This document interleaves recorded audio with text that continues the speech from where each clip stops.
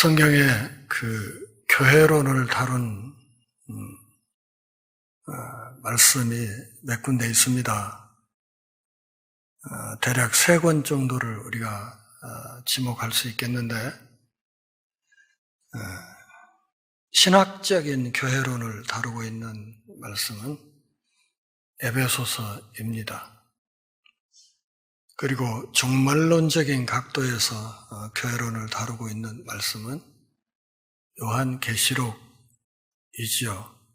그리고 실천적인 의미의 교회론을 다루고 있는 말씀이 고린도 전후서입니다. 제가 고린도 전서를 다시 한번 살펴보려고 하는 이유는 우리 조국의 교회들이 이미 교회의 본질에서 너무 많이 벗어났다고 생각되기 때문입니다. 교회가 예수 그리스도의 몸으로서 이 땅에 그리스도의 손이 되고 그리스도의 발이 되어서 말씀하신 그대로 세상의 소금이 되고 세상의 빛이 되고, 그래서 이 세상에 그리스도의 향기를 드러내는 복된 모임으로 서 있어야 하는데, 그리스도의 손과 발이 된다 하는 이 말은 교회가 이 땅에 낮은 곳, 또 약한 이들 곁에 가야 된다 하는 뜻인데, 오늘날 우리 조국 교회는 이미 너무 부자들 편에 서 있는 지배 권력이 되어버리고 말았습니다. 여러분들은 이해가 잘 되지 않겠지만, 서울 서초동에 있는 어떤 덩치 큰 교회의 목사는 비서가 7명입니다. 그리고 어디 돌아다닐 때는 경호원들이 앞뒤로 싸고 돌아다니죠. 그 목사 개인이 1년에 마음대로 집행할 수 있는 돈이 수십억입니다. 마음만 내키면 어느 곳에 5천만 원, 1억씩 집어주는 것을 아주 쉽게 합니다. 제가 신학대학원에 다니던 시절, 전도사 시절에 학교 채플 시간에 강사로 오신 어떤 목사님이 설교를 시작하면서 갑자기 종이와 펜을 챙기라고 그렇게 말씀하셨습니다. 그러더니 앞에 앉아있는 우리 전도사들을 향해서 방금 그 챙긴 종이에 되고 싶은 목사 있으면 이름을 써보라 했습니다. 저는 그 질문의 의도를 처음부터 그야말로 백려시같이 알아챘기 때문에 가만히 앉아 있었습니다. 그랬더니 여기저기서 그냥 그 책상에 코를 쳐박고 이름을 막 여러 사람이 이름을 써 나가는 거예요. 조용기부터 시작해가지고. 그랬더니 다 썼냐고 그러시더니 그 다음에 그러면 방금 그 밑에다가 전도사님들이 존경하는 목사의 이름을 써보십시오. 그렇게 얘기를 하니까 다들 순간에 펜이 멈췄습니다. 쓸 이름이 없는 거예요. 되고 싶은 목사는 많은데 존경할 목사는 없는 현실. 그러면서 우리를 향해 나중에 사역지에 나가거든 되고 싶은 목사가 아니라 존경하는 목사가 되어주시라, 이런 부탁을 간곡하게 하셨는데, 글쎄요, 전 잘 모르겠습니다. 제가 어떤 목사로 여지껏 살았는지. 그리스도의 몸인 교회를 일컬어서 우리가 그리스도의 몸이다, 그렇게 말하죠. 우리가 그리스도의 손이 되고 그리스도의 발이 되어야 한다 하는 이 말은 곧 교회가 그리스도의 몸이다, 그런 뜻입니다. 그리고 교회가 그리스도의 몸인과 동시에 교회는 그리스도의 신부입니다. 신랑 되신 그분의 신부로서 세상의 그 어떤 모임보다도 아름다워야 하고, 세상의 그 어떤 모임보다도 예뻐야 하고, 그리고 세상의 그 어떤 모임보다도 정결해야 합니다. 그런데 그리스도의 신부이자 그리스도의 몸인 이 교회가 그만큼 이 교회라는 이 모임이 귀하고 소중한데 이 교회가 한없이 멸시당하는 현실입니다. 교회 밖의 사람들한테서 교회가 멸시를 당하는 것이 아니라 사실은 교회 내부의 사람들부터도 자신이 몸담고 있는 교회를 멸시하고 가짜않게 여깁니다. 이 오후 시간에 이렇게 빈자리가 많은 것 자체가 그 증거입니다. 그리스도의 몸인 교회를 아주 가짜않게 여기는 거죠. 그거 내 마음에 내키면 나가고 그렇지 않으면 말고 또 좀 기분 나쁜 일이 있으면 언제든 떠날 수 있는 그런 조직, 그렇게 생각하는 것이죠. 교회 밖에서의 교회에 대한 시선뿐만 아니라 교회 안에 우리들 스스로의 시선과 우리들 자신의 태도와 몸가짐 때문에 한국 교회는 죽었다. 전 그렇게 진단합니다. 그리고 한국 교회는 이미 망했다. 한국 교회는 침몰하고 있는 타이타닉호다. 목사들끼리 모여 앉아서도 이 이야기는 제가 줄기차게 했었고 기독교인들 사이에 제가 끊임없이 했던 이야기입니다. 즐거워서 이런 이야기를 하는 것이 아닙니다. 제 인생의 황금기를 교회를 섬기는 일에 바쳤던 사람으로서 너무 속이 쓰리고 가슴 아프기 때문에 하는 이야기입니다. 엊그저께도 어떤 기자하고 대화하는 중에 한국 교회는 망했다. 이제 그루터기에서 새순이 돋아나는 길 외에 한국 교회가 다시 살 길은 없다고 잘라서 이야기를 했습니다. 감히 전주 열린문교회가 이 그루터기에서 돋는 새순 한 가닥이 되었으면 하는 바람을 안고 고린도전서 말씀을 다시 들여다보려고 하는 것입니다. 왜요? 그리스도의 몸인 이 교회는 그렇게 멸시당할 만큼 하찮은 모임이 결코 아니기 때문에 그렇습니다. 예수님이 말씀하셨죠. 나는 포도나무요, 너희는 가지다. 나에게 잘 붙어있지 않으면 소망이 없다고 말씀하시지 않습니까? 그런데 우리는 기회만 있으면 스스로 그 포도나무로부터 떨어져 나가지 못해서 안달하는 태도로 신앙생활을 하고 있습니다. 그러면서도 나는 안전할 것이라고, 나는 괜찮을 것이라고, 적어도 나의 구원은 보장되었다고 그렇게 함부로 생각하는 사람들이 너무 많습니다. 우리가 하나님의 백성이 되는 것, 그날에 새하늘 새 땅에 들어가는 것은 그 여정이 그렇게 간단한 것이 아닙니다.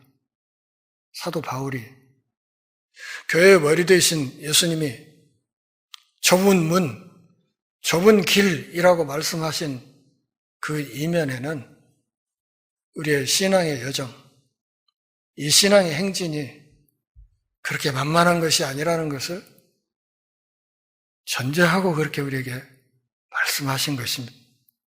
쉬운 길이 아니라는 거죠.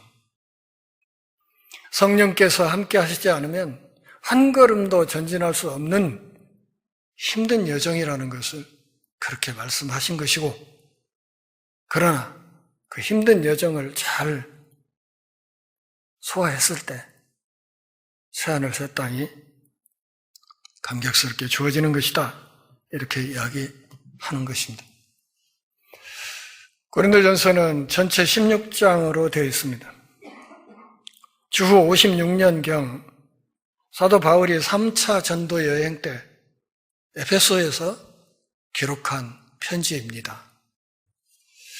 이 고린도전서 후서 말고도 약 두세 통의 더 편지가 더 오고 간 사실이 이 고린도 전후서에 나타나 있지만, 우리 성경의 정경으로 받아들여진 편지는 이 고린도 전서와 후서 딱 두 개의 편지밖에 없습니다. 전체 16장으로 되어 있습니다. 사도 바울의 서신이 언제나 그렇듯 이 편지 역시도 크게 두 묶음으로 단락을 나눠서 볼 수 있습니다. 먼저 앞부분인 1장부터 11장까지는 교회가 고쳐야 할 것들에 대해서 이야기를 합니다.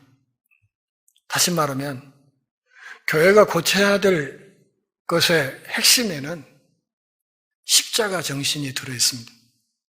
교회가 십자가 정신을 회복해야 된다. 십자가 정신을 회복해야만 육적인 것, 세상적인 것, 세속의 권력 다툼, 이런 것들을 극복할 수 있다, 이렇게 바울이 이야기를 합니다. 이어지는 12장부터 16장까지에서는 교회가 지향해야 될 영적인 가치에 대해서 설명합니다.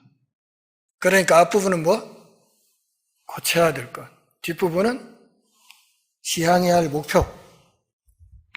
이 지향할 영적인 가치에 대해서는 하나 되게 하시는 성령, 그리고 다함이 없는 사랑의 법, 13장이죠. 그리고 승리의 복음인 예수 그리스도의 부활, 이렇게 후반부가 짜여져 있습니다. 더 요약하면 고린도전서는 1장에 있는 그리스도의 십자가에서 시작해서 15장 그리스도의 부활로, 그러니까 그리스도의 십자가에서의 죽음과 그리스도의 부활이라는 복음의 핵심을 담고 있는 중요한 서신인데, 그리고 이 말씀 안에 이 땅의 교회가 무엇인가, 교회는 그리스도의 몸으로서, 그리스도의 신부로서 서 있기 위해서 무엇을 고쳐야 하고 무엇을 바로잡아야 하고 아울러서 무엇을 지향하면서 나아가야 되는가 하는 것을 우리에게 알려주는 아주 귀한 서신이다, 이렇게 볼 수 있겠습니다. 그래서 이 고린도 전서를 일컬어서 실천적인 교회론, 이렇게 말을 하는 겁니다.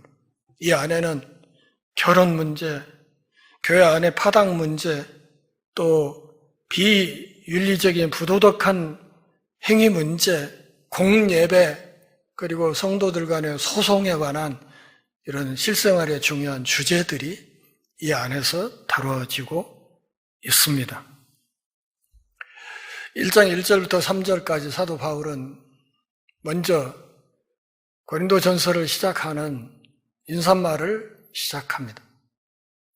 이 인사말에는 세 가지 요소가 들어가 있습니다. 첫째는 발신자, 두 번째는 수신자, 그리고 세 번째는 발신자가 수신자에게 빌어주는 복, 그리고 네 번째는 이번 수요일에 다루겠지만 네 번째는 감사.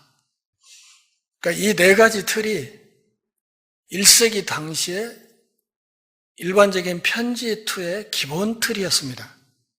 그러니까 편지를 쓸 때는 언제나 그런 틀로 사람들이 편지를 썼다는 거죠. 우리도 옛날에 그 편지 쓰는 틀이 있었잖아요. 부모님에게 이렇게 편지를, 옛날에 서울 유학가 있는 대학 다니는 아들이 시골에 있는 아버지한테 편지를 쓸 때 어떻게 시작해요?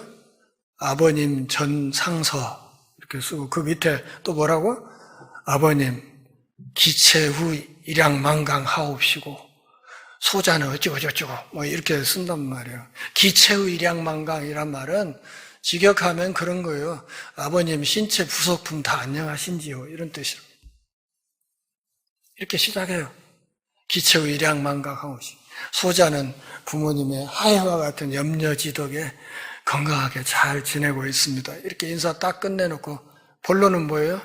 용돈 좀.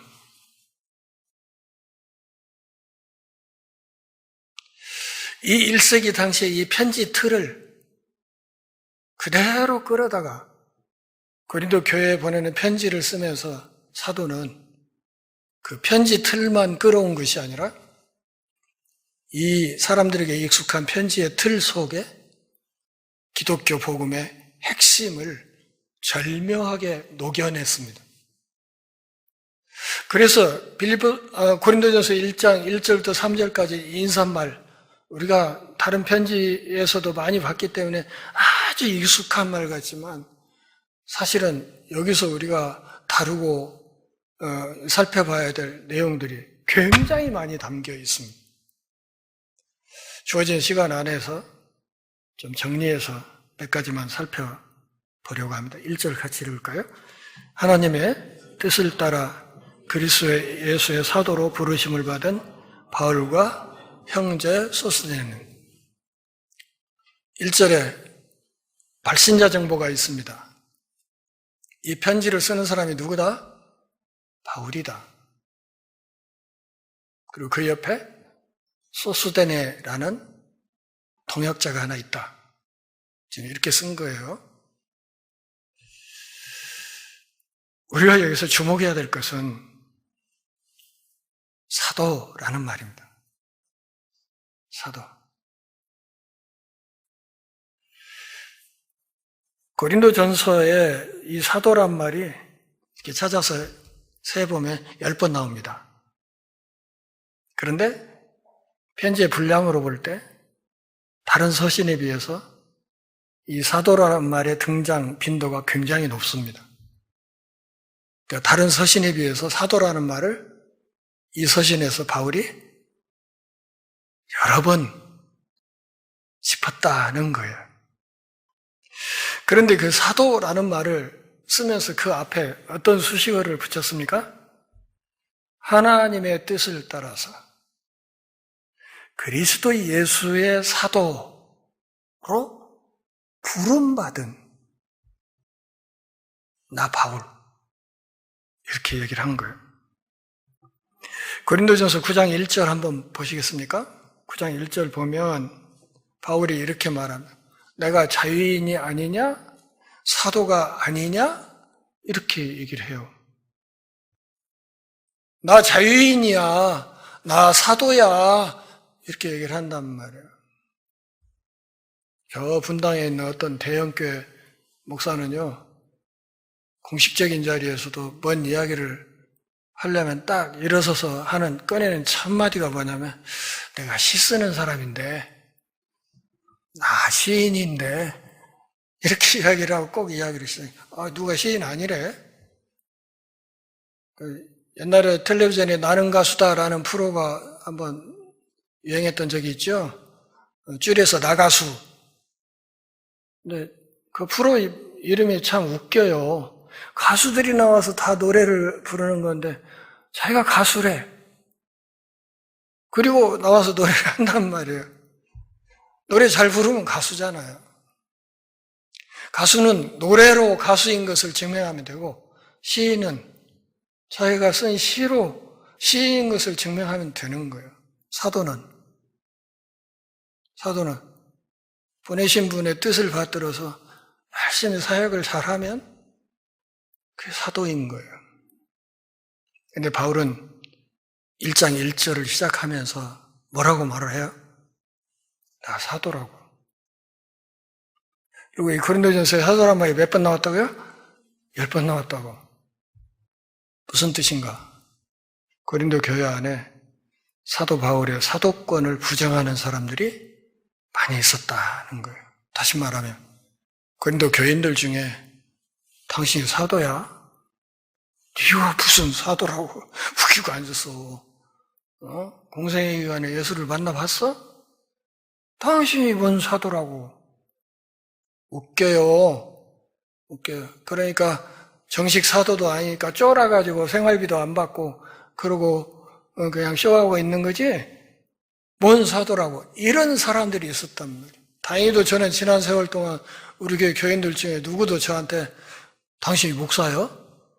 이렇게 따지는 사람은 없었어요. 감사한 일이죠. 근데 편지를 시작하면서 내가 사도라고 이야기를 해야 되는 바울의 쓰린 마음을 여기서 읽을 수 있어야 됩니다. 그런데 그 사도가 어떻게 된 사도라고? 하나님의 뜻을 받들어서 된 사도다. 아울러서 그리스도의 예수로부터 보냄을 받았다. 사도 아포스톨로스라는 이 말은 직역하면 보냄을 받은 사람이란 뜻이에요. 예수 그리스도께서 파송하신 사람이다. 그분이 불러서 내가 사도가 되었다. 내 개인의 의지나 결심이나 나의 지식이나 주변 사람들의 어떤 권면이나 누군가가 나를 임명해서 내가 사도가 된 게 아니다. 하나님 아버지의 뜻을 따라서 성자 예수 그리스도의 부르심을 받아서 내가 보냄받은 일꾼으로 여러분 앞에서 사역을 했던 것이다. 이것을 명확하게 밝히고 있는 거예요. 그러므로 지금부터 쓰는 모든 편지의 내용은 무엇이다? 사도적인 권위를 바탕으로 쓰는 편지이니까 무릎 꿇고 앉아서 잘 들어라 그 말이에요. 내 말 무시하지 말고 사도적 권위로 하는 이 이야기들을 잘 새겨 들으시오. 이 말을 처음부터 하고 있는 것입니다. 그러면서 이 편지를 쓰고 있는 옆에 누가 있다? 소스데네라는 사람이 있다고 이야기했습니다. 그런데요, 이 소스데네라는 사람이 이 이름이 굉장히 많았어요. 예수라는 이름도 엄청나게 많았죠. 그래서 구별하기 위해서 출신지를 꼭 붙이잖아요. 나사렛 예수 그러는 것처럼 소스데네에도 이름이 엄청나게 많아서 학자들이 이 소스데네가 누구인가에 대해서 쓸데없는 논문을 참 많이 썼어요, 그동안에. 그런데 헬라 원문 잘 뜯어보면 그 뒤에, 그 앞에, 우리말은 앞에 있지만 헬라어는 뒤에 있어요. 형제라는 말 앞에 정관사가 붙어 있어요. 이 말은 무슨 뜻인가 하면 그냥 형제가 아니라 직역하면 어떻게 해야 돼요? 그 형제 소스데네로 돼 있어요.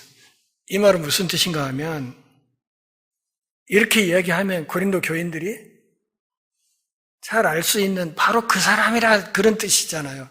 그런 점에서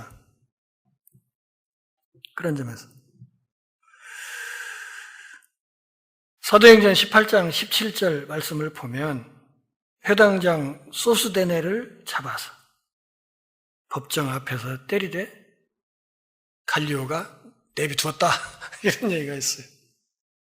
그때 사도 바울이 고린도에 있을 때 화난 군중이 바울 대신 누구를 두들겨 팼어요? 소스데네를, 당시 회당장인 소스데네를 두들겨 팼다. 이거 사도행전에서 우리가 얼마 전에 다뤘던 말씀. 바로 그 형제 소스데네라고 보는 것이 가장 합리적이겠다. 다시 말하면 이 소스데네는 그 형제 소스데네라고 하면 편지를 받는 고린도 교인들이 누구인지 쉽게 잘 알 수 있는 사람이다 하는 것이죠. 이 사람은 바울이 에베소에서 사역할 때 곁에서 많이 도움을 줬던 바울의 동역자였습니다. 그래서 그 형제 소스데네라고 이야기를 한 겁니다. 2절 같이 읽습니다. 고린도에 있는 하나님의 교회 곧 그리스도 예수 안에서 거룩하여지고 성도라 부르심을 받은 자들과 또 각처에서 우리의 주 곧 그들과 우리의 주 대신 예수 그리스도의 이름을 부르는 모든 자들에게. 2절은 수신자에 관한 정보입니다. 그런데 이 교회를 말할 때 그 앞에 바울이 지금 쓰고 있는 말이 두 가지가 있죠. 고린도에 있는 교회다. 그리고 하나님의 교회다. 이렇게 얘기했습니다. 이 교회라는 말, 에클레시아라는 말은 에크, 영어의 전치사 out of라는 말이에요. 그 다음에 있는 말은 부른다는 뜻이에요. 그래서 어떤 곳에 밖으로 불러내진 사람을 교회라고 해요. 그리고 1세기 당시의 개념으로 그냥 번역을 하면 이 에클레시아라는 말은 집회라는 말이에요. 집회. 헬라 문화에 집회가 굉장히 많았어요. 에클레시아가 곳곳에 많았다 그런 뜻이죠. 오늘날 우리 사회에도 하나님의 에클레시아 외에 그런 모임들이 많아요. 향후에도 있고 동창회도 있고 동문회도 있고 로타리 클럽, 라이온스 클럽 해가지고 그런 집회들이 굉장히 많아요. 그런 집회들과 하나님의 교회는 질이 다른 거죠. 그래서 당시 사회에 아주 유행하던 수많은 집회들, 수많은 에클레시아들이 있었는데 그 용어를 바울이 따오면서 거기에 뭘 수식어를 붙인 거예요? 하나님의 교회. 이렇게 수식어를 붙임으로써 이 집회는 하나님과 관계가 있는 특수한 집회라는 사실을 말하는 것입니다.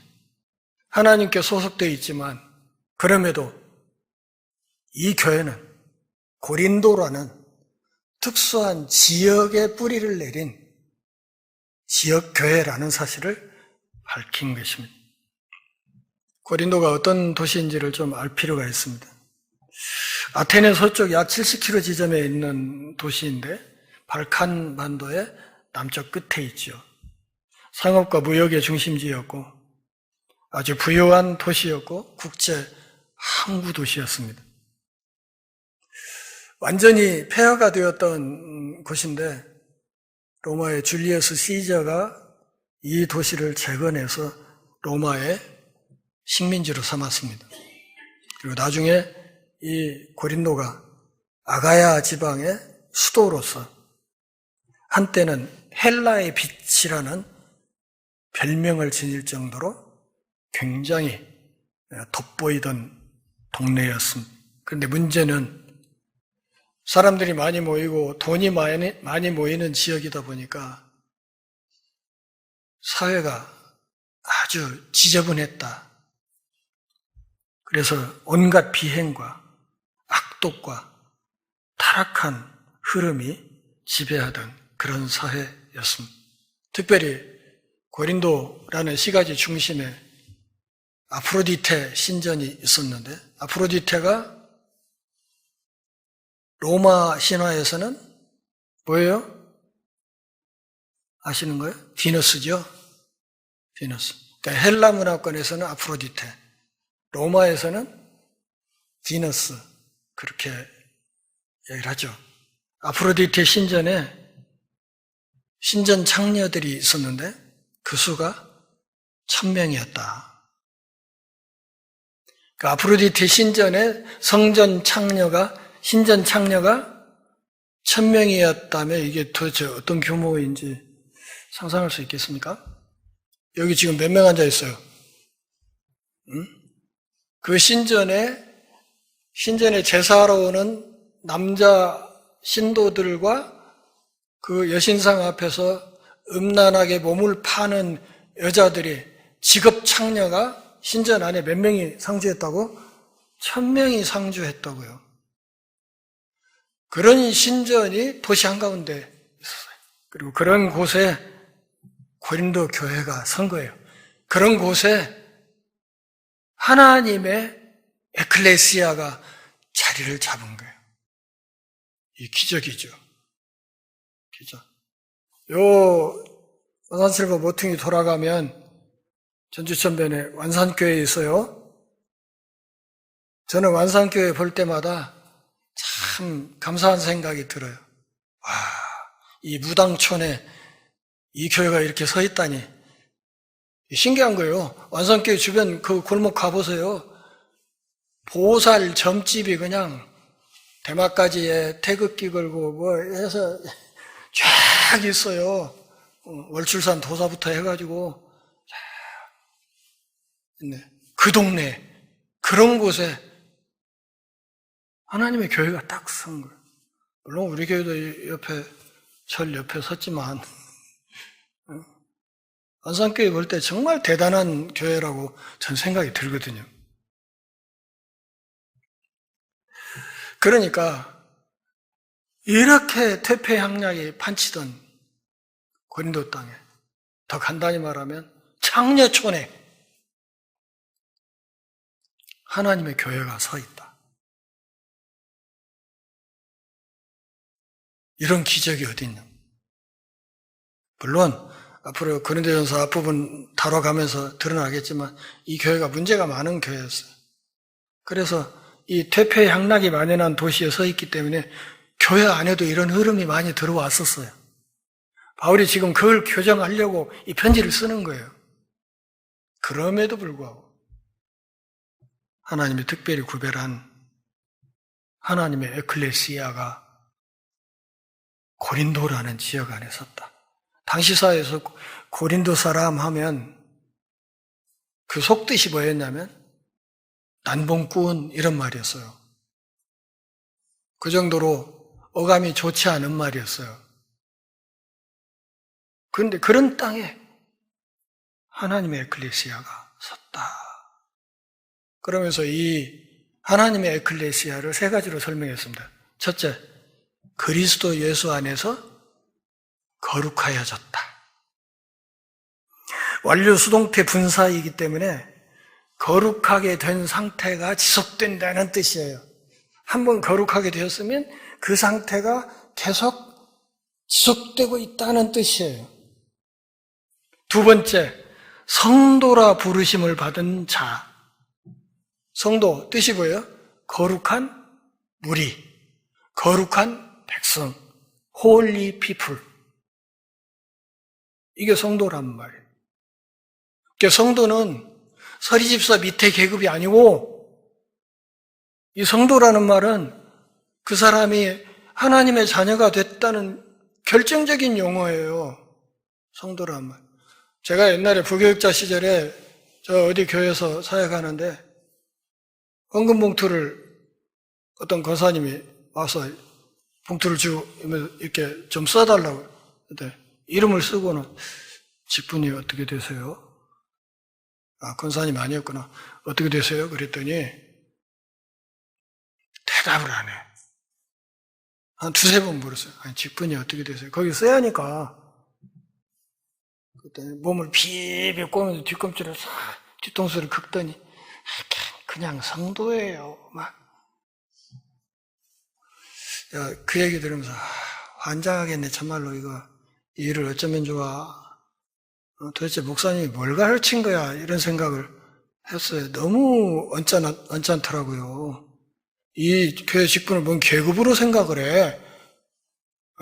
그래가지고 그냥 서리 집사도 못된 사람이 성도다 이런 생각이 있어요. 미안하지만 저도 성도예요. 성도이니까 목사도 된 거예요. 성도 아니면 목사 못 돼요.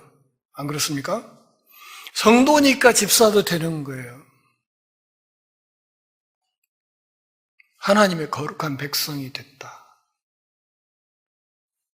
신분증이 하나 더 생긴 거죠. 대한민국의 주민등록증 말고 전국 시민권이라는 것이 하나 더 생긴 사람, 그게 성도예요. 사람들이 고린도 교인들을 누구라고 불러? 성도라고 불러.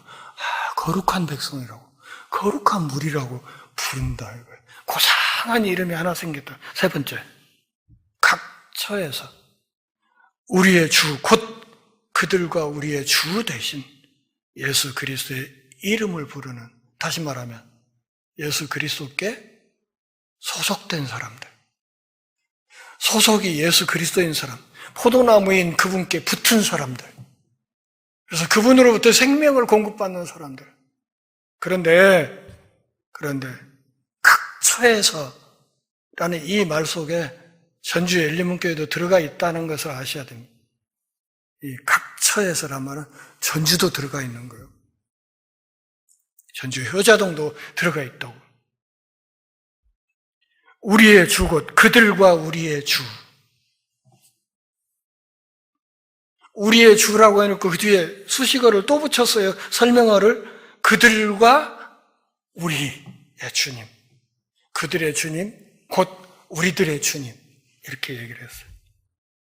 예수 그리스도는 어느 특정 인만의 주님이 아니고 너의 주님인가 동시에 나의 주님도 되고 우리 모두의 주님이시다 하는 것을 이야기하는 거예요. 지금 바울이 뭘 얘기를 하려는 거예요? 이게 이야기가 교회는 하나다는 얘기를 하는 거예요. 교회는 하나다. 저 유럽에 있는 교회나 미국에 있는 교회나 아프리카에 있는 교회나 동남아에 있는 교회나 모든 교회는 공시적으로 하나다. 그리고 모든 교회는 아브라함 때나 다윗 때나 예수님 당시나 지금 우리 시대나 앞으로 미래에 와서 하나님의 백성이 될 사람들 그들이나 태초부터 종말에 이르기까지 모든 시대에 걸쳐서 통시적으로 교회는 하나다. 우주적인 교회는 공시적으로 하나이고 통시적으로 하나이다. 그러니까 아브라함도 우리 교회 교인인 거죠.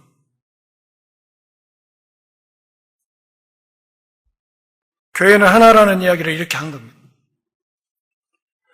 그리스도 안으로 불러냄을 받은 모든 사람들은 다 피부 색깔이 어떻든 머리가 좋든 나쁘든 돈이 많든 적든 키가 크든 작든 안경 쓰건 안 쓰건 상관없이 모두 다 그리스도 안에서 하나다. 그러니까 예배 끝나고 가시는 길에 저쪽 바울교회나 신일교에서 나오는 검정 가방 들고 지나가는 분들이 있으면 좀 반갑게 인사를 나누시라고요. 오만상을 으등거리고 지나가지 말고 우리 동포 만난 거잖아요. 이 이방에서 하늘나라에 우리 동포를 만난 거잖아요. 기뻐야죠. 반갑고. 그게 정상이죠. 안 그런가요?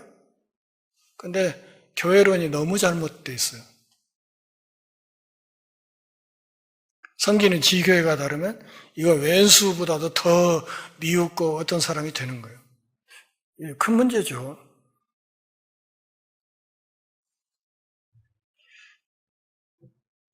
지금 2절에서 사도 바울이 하려는 이야기는 뭐냐면 이 땅에 하나님의 교회가 세워질 수 없는 땅은 없다는 거예요. 네. 고린도 지역 같은 창녀촌에도 교회가 섰잖아. 그러니까 하나님의 에클레시아가 설 수 없는 땅은 없다. 이 말은 하나님의 품으로 들어오지 못할 사람도 없다는 이야기를 하는 거예요.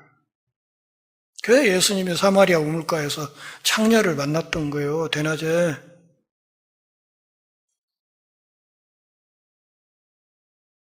낮은 사람 곁으로 가신 거예요.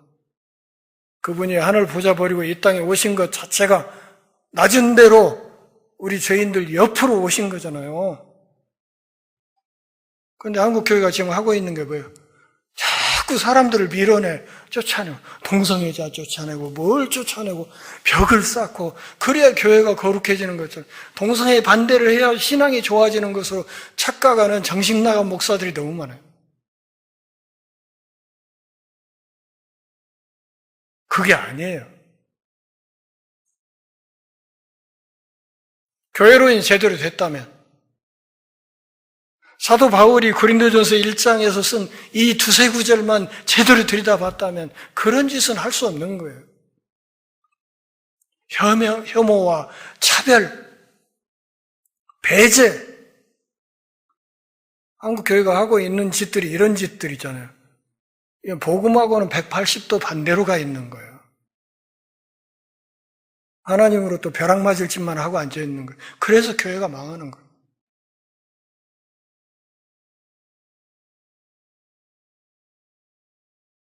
하나님이 품지 못할 사람이 없다는 사실을 인정하지 않으면 우리는 제대로 된 신앙인이 되기 어렵습니다.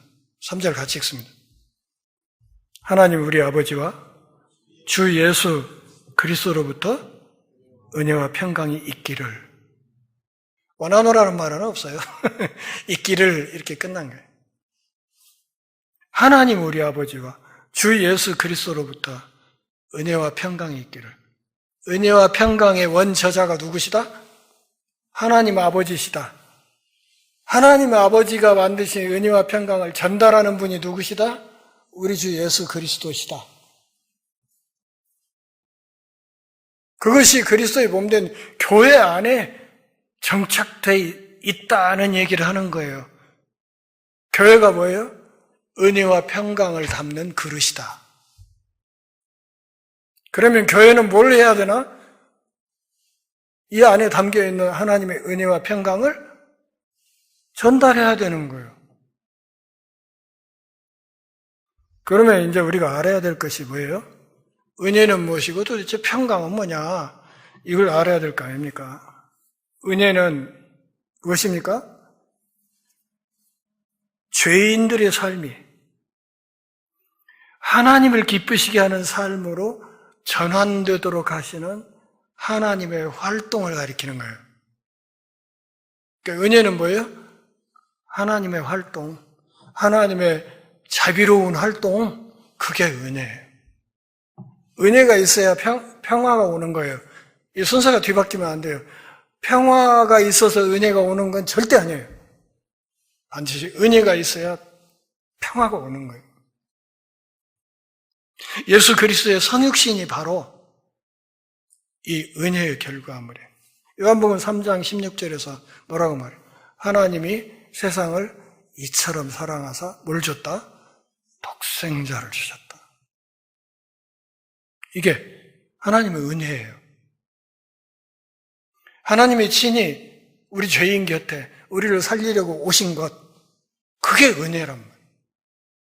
이 은혜가 있어야 평화가 와요. 평화는 뭐예요? 은혜의 결과예요.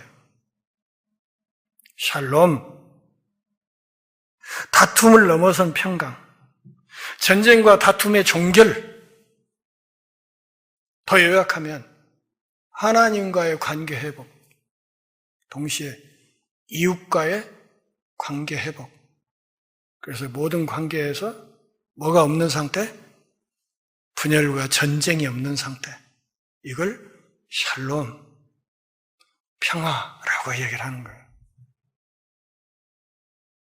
이것이 여러분 교회 안에 항시 머물러 있기를 이렇게 축복한 거예요. 인사말에서. 발신자인 바울이 수신자인 고린도 교인들에게 여러분 이 은혜와 평강을 항시 간직하고 잘 누리고 있어야 됩니다. 이렇게 이야기를 한 것입니다. 한 가지 더 참고로 아셔야 될 것은 은혜, 그라치아 이 말은 헬라식 인사말이에요. 이 평강 샬롬이란 말은 히브리식 인사말이에요. 무슨 뜻인가 하면 지금 고린도 교회 안에 고린도 교회 교인들 안에 누가 있다? 히브리 출신도 있고 헬라 출신도 있다는 거예요. 헬라 사람과 히브리 사람이 한데 모여서 교회 안에 한 몸을 이루고 있다고 얘기를 하는 거예요. 그래서 가령 이런 겁니다. 이쪽에 앉아있는 분들이 전라도 사람들이고 이쪽에 앉아있는 분들이 충청도 사람들이라고 한다면 바울이 편지를 쓰면서 인사할 때 어떻게 하는 거예요? 이쪽 전라도 사람들을 향해서 아따 징하게 반갑소이 이 얘기를 한 거예요.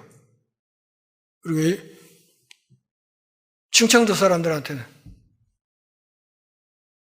오래되시오? 이렇게. 그래서 양쪽 사람들을 향해서 각자의 익숙한 어법으로 인사말을 고르게 한 번씩 한 거예요. 그게 은혜와 평강이란 말이에요. 그러면서 이 두 낱말 속에 예수 그리스도의 십자가에서 죽으심과 부활이라는 기독교 복음의 정수를 녹여낸 거예요. 이거 이 1, 2, 3절 가지고 몇 시간 더 할 수 있는데 여기까지만 하죠. 그래서 이 사도 바울의 이 편지의 인사말 속에 기독교 복음의 본질, 또 교회론의 본질이 사실은 아주 풍성하게 녹여져 있다. 한 주간 동안 이 고린도전서 1장 1절부터 3절까지 말씀을 잘 묵상해 보시기를 바랍니다. 그러니까 세상의 인사법을 끌어들여서 거기에 뭘 담아낸 거예요? 기독교 복음의 진수를 담아낸 거예요. 그렇다면 오늘날도 한국 교회도 바울처럼 뭘 할 수 있다? 세상의 모든 것들을 끌어다가 그 모든 것을 기독교를 담아내는 그릇으로 써야 된다. 제가 한국 기독사진가 협회에서 목사들과 싸워가면서 기독사진 노래를 계속 부르는 이유 중에 하나가 그런 거예요. 저 카메라 우리 주님의 도구로 써야 되겠다는 생각이 있다는 거죠. 그 카메라 가지고 그냥 누드 사진이나 찍고 하는 정신 나간 놈들이 얼마나 많은 세상에서 카메라를 좀 하나님 뜻에 맞게 잘 쓰고 싶다. 그런 생각이 있었다는 거죠. 기도하겠습니다. 하나님 아버지, 오늘도 제 말씀 안에서 우리가 교회가 무엇이며 교회가 어떻게 가야 하는지 잠시 생각하는 기회 주셔서 고맙습니다. 고린도전서 말씀 통해서 이 땅에 교회가 마땅히 가야 할 길을 잘 찾아 나갈 수 있게 하옵소서. 예수님의 이름으로 기도합니다. 아멘.